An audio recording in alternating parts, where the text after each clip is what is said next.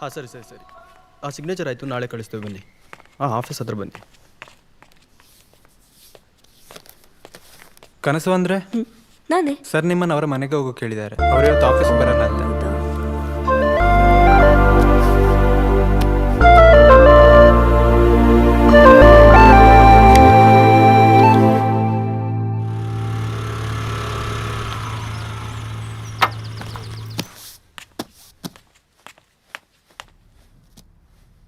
Sir welcome ಕನ್ಸು, welcome to my palace. ನೀನಾ? ಹೌದು ನಾನೇ. ಪರವಾಗಿಲ್ಲ, ಚೆನ್ನಾಗೇ ನೆನ್ಪಿಟ್ಕೊಂಡಿದ್ಯಾ? ಹೇ, ನಾನು ನಿನ್ನ ಹತ್ರ ಮಾತಾಡೋಕೆ ಬಂದಿರೋದಲ್ಲ, ನಾವು ವಿ ಸಿ ಸರ್ನ ಮೀಟ್ ಆಗೋಕೆ ಬಂದಿರೋದು. ಅಫ್ಕೋರ್ಸ್ ಮೀಟ್ ಆಗ್ಬೋದು. ಅದಕ್ಕಿಂತ ಮುಂಚೆ ನಿಂಗೊಂದು ಶಾಕಿಂಗ್ ನ್ಯೂಸ್ ಇದೆ. ಯುನೋ, ನಿನ್ನ 10 ಕಾಲೇಜ್ ಅಪ್ಲಿಕೇಶನ್ಸ್ ರಿಜೆಕ್ಟ್ ಆಗೋದಕ್ಕೆ ನಾನೇ ಕಾರಣ. ನೀನಾ? ನಾನೇ. ಅವತ್ತೆಲ್ಲಾರ ಮುಂದೆ ನನ್ನ ಕಾಲು ಅಡಿಗಾಕಿ ಒದ್ದೆ ಅಲ್ವಾ? ಇವತ್ತು ನೀನೆ ನನ್ನ ಕಾಲು ಬಿಡಕ್ ಮರವಾಗಿ ಮಾಡಿದೆ. ಹೇ, ನಿನ್ನ ಹತ್ರ ಏನ್ ಮಾತು? I just want to meet V C sir, that's it. ಏ ಯಂಗ್ ಲೇಡಿ, ಕಮ್ ಹಿಯರ್. ನಮಸ್ತೆ ಸರ್. ಸರ್ ಇದು ಡಿಪ್ಲೊಮಾ ಕಾಲೇಜ್ ಸ್ಟಾರ್ಟ್ ಮಾಡೋಕ್ಕೆ permission letter. As per university rules, labs, buildings ಎಲ್ಲ ಫೆಸಿಲಿಟಿನೂ ಇದೆ sir. I just need your signature for approval sir.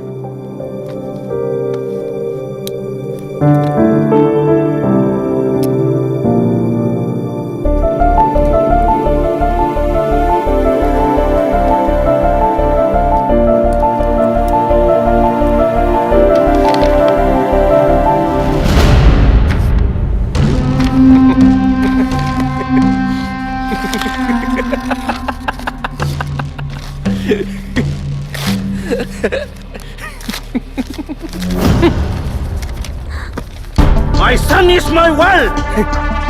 ನೀನು ಅವನಿಗೆ ಅವಮಾನ ಮಾಡಿದ್ಯಲ್ವಾ? You never get permission. You must suffer. Sir ಇದು ಅನ್ಯಾಯ.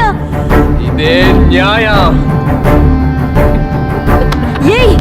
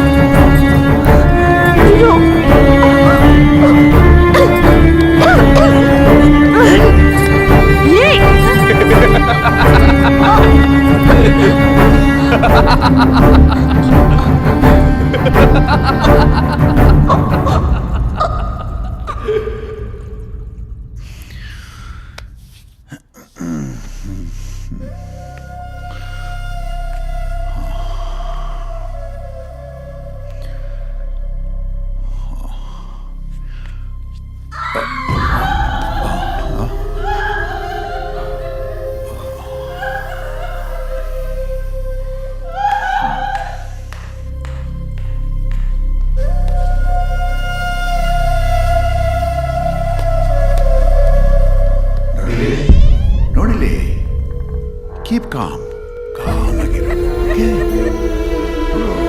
ನೋಡಿ, ಸಮಾಧಾನ ಡೋಂಟ್ ವರಿ.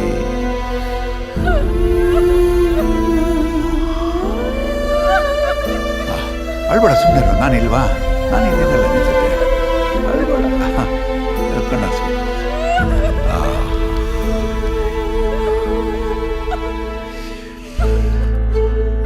ನನ್ನ ಮಗಳು ಕನಸು. Sir,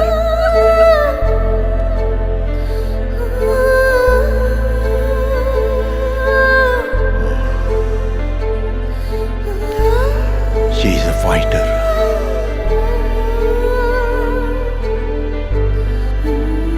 She couldn't do anything on that day. ನನ್ನ ಕೈಯಲ್ಲಿ ಏನೂ ಮಾಡೋಕ್ಕಾಗಲಿಲ್ಲ ಅನ್ನೋ ಅಸಹಾಯಕತೆ ಅವಳನ್ನು ತುಂಬ ಕಾಡಕ್ಕೆ ಶುರು ಮಾಡ್ತು. ಅಲ್ಲ, ನೋವು, ಅವಮಾನ ಅವಳ ಬಾಳಲ್ಲಿ ಕತ್ಲೆ ಆವರಿಸುವಂತೆ ಮಾಡ್ತು. ಅವಳು ರೂಮಿಂದ ಅವಳು ಹೊರಗೆ ಬರ್ತಾ ಇರಲಿಲ್ಲ. ಯಾವಾಗಲೂ ಒಂಟಿಯಾಗಿರೋದಕ್ಕೆ ಬಯಸ್ತಾ ಇದ್ಲು. ಸುಮ್ಮನೆ ಎದ್ದು ಕಿರ್ಚೋದು, ಕೋಪ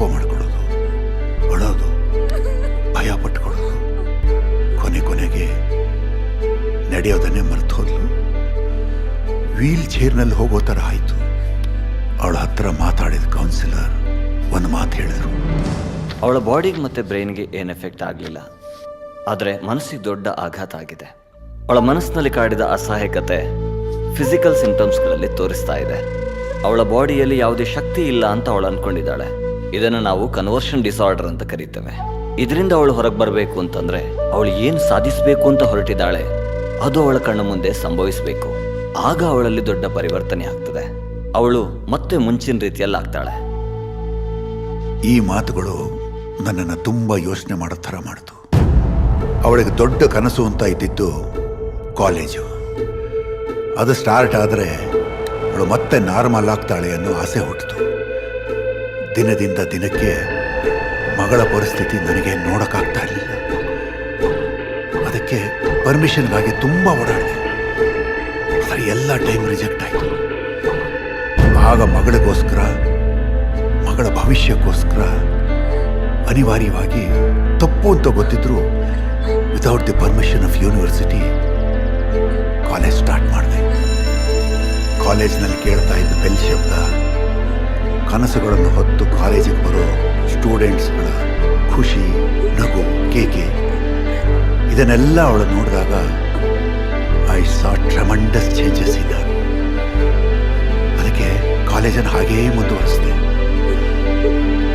ಕೊನೆಗೆ ಕಾಲೇಜಿಗೆ ಬಂದಿರೋ ಸ್ಟೂಡೆಂಟ್ಸ್ಗೆ ಸರ್ಟಿಫಿಕೇಟ್ ಕೊಡೋ ವಿಷಯ ಬಂದಾಗ ಫೇಕ್ ಸರ್ಟಿಫಿಕೇಟ್ ಪ್ಲ್ಯಾನ್ ಬಂತು.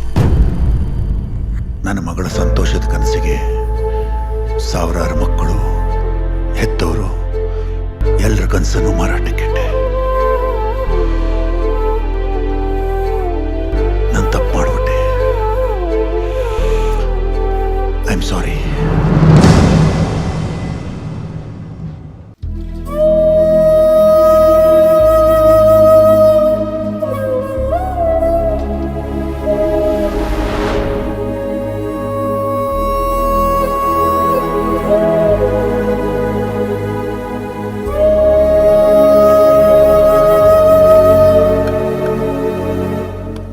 ಸರ್, ಬುಕ್ಸ್ ಏನಾದರೂ ಬೇಕಾ?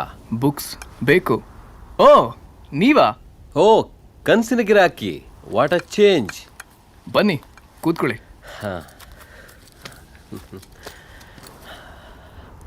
ಅವತ್ತು ಪುಸ್ತಕ ಬೇಡ ಅಂದಿದ್ರಿ. ಹೌದು, ಕಾಲ ಎಲ್ಲವನ್ನು ಬದಲಿಸುತ್ತೆ. ಮತ್ತೆ ಈಗಲೂ ಬುಕ್ಸ್ ಮಾಡ್ತಿದ್ದೀರಾ? ಹಾ, ಬುಕ್ ಸೇಲ್ ಮಾಡೋದ್ರ ಜೊತೆಗೆ ನಾನು ನಿಮ್ಗೆ ಅವತ್ತು ಹೇಳಿರೋ ಥರನೇ UPSC ಎಕ್ಸಾಮಿಗೆ ಪ್ರಿಪೇರ್ ಆಗ್ತಾ ಇದ್ದೆ. ಎಲ್ಲಿ ಟೈಮ್ ಸಿಗುತ್ತೋ ಅಲ್ಲಿ ಲೆಕ್ಚರ್ಸ್ ಕೇಳ್ತಾ ಇದ್ದೆ. ಲೈಬ್ರರಿನಲ್ಲಿ ಕೆಲಸ ಮಾಡ್ತಿದ್ದ ನನ್ನ ಅಮ್ಮ ದಿನ ಬೇರೆ ಬೇರೆ ಪುಸ್ತಕಗಳನ್ನು ಓದಿ ರೆಕಾರ್ಡ್ ಮಾಡಿ ಕೊಡ್ತಾ ಇದ್ಲು. ನಾನು ಅವುಗಳನ್ನೇ ಕೇಳ್ಕೊಂಡು ತಯಾರಾಗ್ತಾ ಇದ್ದೆ. ಅವಳು ಮನೆ ಕೆಲಸಗಳನ್ನೆಲ್ಲ ಮುಗಿಸಿ ನನಗೆ ಎಲ್ಲ ಸಬ್ಜೆಕ್ಟ್ಗಳನ್ನು ಎಕ್ಸ್ಪ್ಲೇನ್ ಮಾಡ್ತಾ ಇದ್ಲು. ಮೇನ್ಸ್ ಎಕ್ಸಾಮ್ ಬರೆದೆ, ಪಾಸ್ ಆದೆ. ಇಂಟರ್ವ್ಯೂ ಅಟೆಂಡ್ ಮಾಡಿದೆ. ರಿಸಲ್ಟ್ ದಿವಸ ಅಮ್ಮ ನನ್ನ ಟ್ಯಾಬ್ನಲ್ಲಿ ರ್ಯಾಂಕ್ ಲಿಸ್ಟನ್ನು ನೋಡ್ತಾ ಇದ್ಲು. ಈಗಾಗಲೇ 4 ಬಾರಿ ಪರೀಕ್ಷೆ ಬರೆದಿದ್ದ ನಾನು 5ನೇ ಬಾರಿ ಪಾಸ್ ಆಗ್ತೀನೋ ಇಲ್ಲೋ ಅನ್ನೋ ಭಯ ನನ್ನಲ್ಲಿ ಕಾಡ್ತಾ ಇತ್ತು. ರವಿ, ನೀ ಪಾಸ್ ಆದಿ ಕಣೋ. ಅಮ್ಮ, ಥ್ಯಾಂಕ್ಸ್ ಅಮ್ಮ.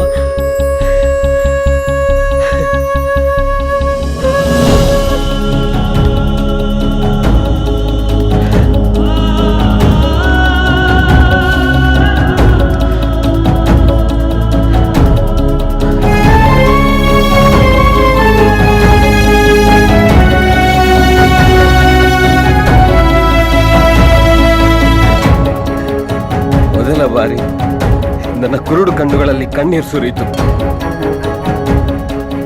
ಅಗಾಧವಾದದ್ದೇನನ್ನೋ ಸಾಧಿಸಿದೆ ಅನ್ನೋ ಸಂಭ್ರಮ ನನ್ನ ಮನಸ್ಸಲ್ಲಿ ಮೂಡಿತು. Wow, great. ನಾನು ಬದುಕಿನಲ್ಲಿ ತುಂಬ ಕನಸುಗಳನ್ನ ಕಂಡೆ, ಯಾವುದು ನನಸಾಗಲಿಲ್ಲ. ಆದರೆ ನೀವು ಒಂದೇ ಒಂದು ಕನಸು ಕಂಡ್ರಿ, ಅದನ್ನೇ ಬೆನ್ ಹತ್ತಿ ನನಸು ಮಾಡ್ಕೊಂಡ್ರಿ. ಕಂಗ್ರಾಟ್ಸ್.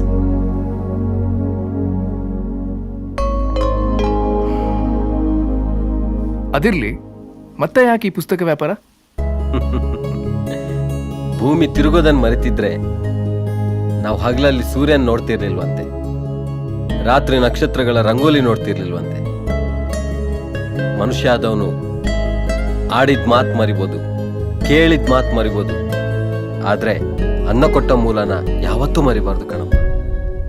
ಗ್ರೇಟ್. ಎಕ್ಸ್ಕ್ಯೂಸ್ ಮೀ, ನನ್ನ ನೆನ್ಪಿದ್ಯಾ?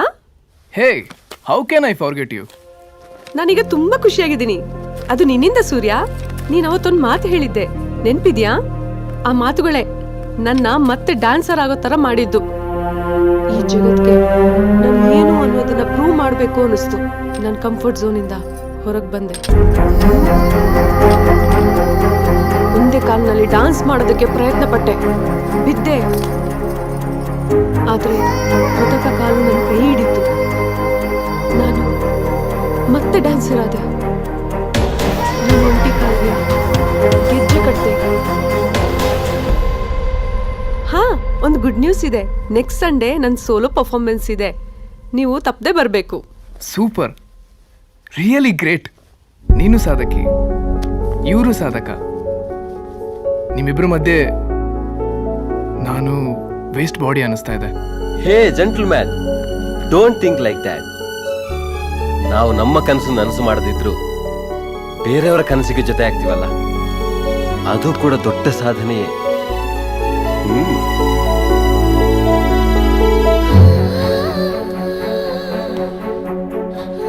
ನಾವು ನಮ್ಮ ಕನಸು ನನಸು ಮಾಡದಿದ್ರು ಬೇರೆಯವರ ಕನಸಿಗೆ ಜೊತೆ ಆಗ್ತೀವಲ್ಲ, ಅದು ಕೂಡ ದೊಡ್ಡ ಸಾಧನೆಯೇ.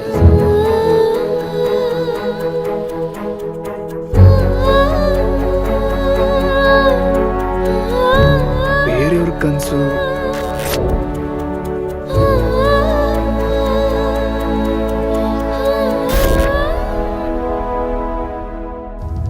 ಸರ್, ನಿಮ್ಮ ಮಗಳ ಕನಸಿಗೆ ನಾನು ಜೊತೆ ಆಗ್ತೀನಿ. ಆ ಕನಸನ್ನ ನಾನು ನನ್ಸ್ ಮಾಡ್ತೀನಿ. ನಡೆದಷ್ಟಿದೆ ಪಡೆಯುತ್ತಿರು, ಪಡೆವ ಫಲವು ಪಡೆದಷ್ಟಿದೆ. ಹೋರಾಡು ಬಾ ಈ ಲೋಕದ ರಣರಂಗದಿ ಗೆಲ್ಲು ಬಾ, ಈಜಾಡು ಬಾ ಈ ಕಾಲದ ಕಡಲ ತೀರ ಸೇರುವ. ನಡೆಯುತ್ತಿರು, ನಡೆವ ನೆಲವು ನಡೆದಷ್ಟಿದೆ. ಪಡೆಯುತ್ತಿರು, ಪಡೆವ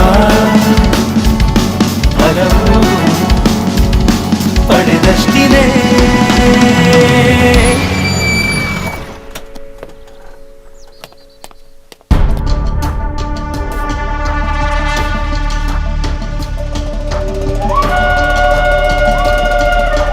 ಹಲೋ ಸರ್, ಕನ್ಸು ಕಾಲೇಜ್ ಪರ್ಮಿಷನ್ಗೆ ನಿಮ್ಮ ಸಿಗ್ನೇಚರ್ ಆಗಬೇಕಿತ್ತು.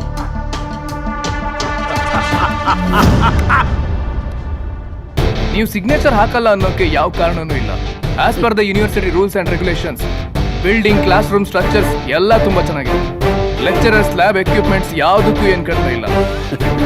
ಇನ್ನೇನ್ ಬೇಕು ಸರ್?